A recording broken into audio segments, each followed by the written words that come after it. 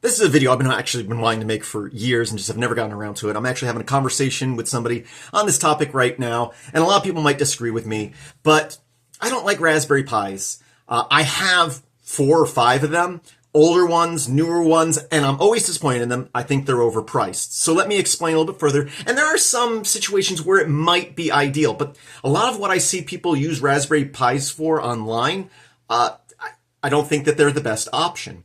So let's just talk about the price of Raspberry Pi. They're supposed to be this cheap little computer. Originally they were $35, but really they were more like $45 or $50 after shipping. And then you need to buy a case, and you need a power supply. Back in the day, you could just use any USB plug, but now the newer ones, you kind of need make sure that you have a powerful USB dongle, or not dongle, but wall wart, whatever, that puts out enough amperage. Otherwise, it's going to be underpowered. Newer ones need a heat sink and a fan. And you're still going to need an SD card for the storage. After you do all this, they're going to be at least $75 to $100. I mean, you can look at kits on Amazon where you buy everything as a package, and they're going to be about that price. You can buy a used laptop for about that price. It's going to be way, way more powerful. Way, way more powerful. Already has a case, has a screen, has a keyboard, has a power supply, has a battery that possibly works again if it's used, it might be old.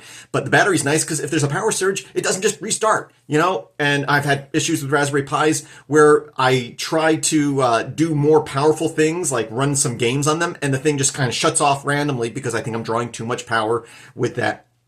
So when it comes to that, like if you're hooking it to a TV for a media center, unless you need something small that fits behind the TV, an old laptop is great. I have some ThinkPads. They're the ThinkPad X280s. I think I bought them for around $100 2 years ago, which might be a little bit more than Raspberry Pi, but there's definitely laptops that are cheaper, some old Chromebooks or something. If you're just looking for a media center that you can install Linux on, run Kodi, and it's going to run great. And again, you already have the power supply, case, keyboard. If you're having any problems, it already has the screen, so you don't have to hook up something external. Great, great option for that. And then on the other end of this spectrum, I see a lot of people use Raspberry Pis to, again, like control things like their lights or other devices in their house. And it's like, what? You can get an ESP, either 8266 or an ESP32 that has Wi-Fi and Bluetooth in it, and it is $3 to $6 for the module, and then you need a USB cable to power it, you know? So you're looking at under $10. It has all your GPIO pins, again, Bluetooth, Wi-Fi. You can hook up a bunch of different modules to it, and it's instant on. So like devices like that, you don't want to wait a boot time, even if it's 30 seconds or a minute. These things, they turn on, and the slowest thing is maybe connecting to your Wi-Fi. It might take a couple of seconds, but you can buy a drawer full of them for the price of one Raspberry Pi. And they are great. They're lower powered. You can put them in low power mode, and they could last months on a battery. I've never actually done that, but I've watched videos and tutorials on putting them in low power mode, depending on what they're doing. If they don't need to be constantly communicating, that's a great option too. Again, way, way better option. So you have the end of the spectrum where you need something powerful and useful. A laptop's going to be a better option. It's going to be a cheaper option. It's not that hard to go on eBay and look up old laptops. Again, it doesn't really matter if you're looking at a Raspberry Pi. Any old laptop, even like a Chromebook, will be cheaper and more powerful. Or if you just need something that's controlling a device, a module like an ESP, either 8266 or a 32. I really should go with the 32 because it's got more functionality and they're going to be about the same price. One might be $1 more, but again, they're such small devices. So again, unless you need a small little computer that hides behind the screen, which even a laptop can be mounted behind the screen. Mine's just sitting inside my TV stand and run the wires through the wall to the TV, and it works great. So that's my thought. A lot of people might disagree with me, but again, I had a Raspberry Pi hooked to my old TV, and I constantly had issues with it. Then I had got a newer one that I hooked to my arcade center.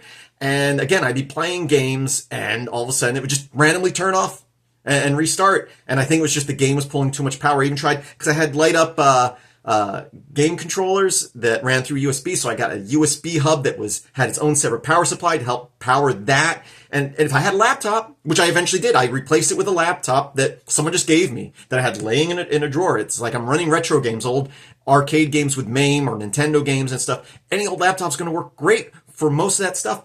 And I just had it laying around, just had to plug it in. And again, it has a battery that I don't know how much of a charge it holds, but if we lose power for a little bit, it's not going to flicker off. It's not going to pull too much power running a game and restart. You can go through a thrift shop and get an old laptop, or again, look on eBay.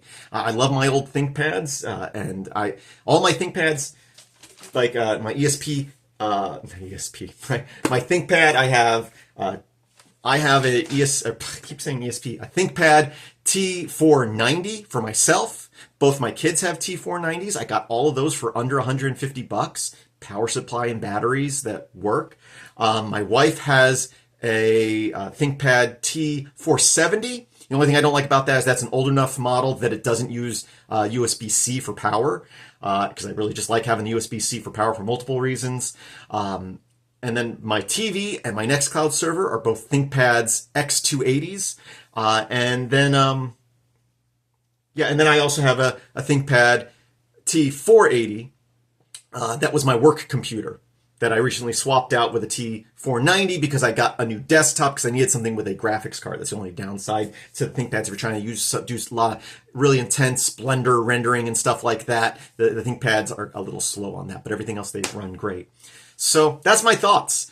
You can argue with me in the comments. I would think some people would agree with me, but I know some people are going to disagree because people seem to just love Raspberry Pis, but they are way, way overpriced for what most people use them for. And I can see some niche cases. Again, if you're building something where you need a whole computer in a small form factor, yeah, they're great for that. But how much do you really need that? Using it for a media center is just ridiculous because you can just get a laptop and put it under the TV unless you really want to hide it behind the TV and like tape it back there or something. I don't know. Anyway, those are my thoughts on Raspberry Pis. I hope that you have a great day.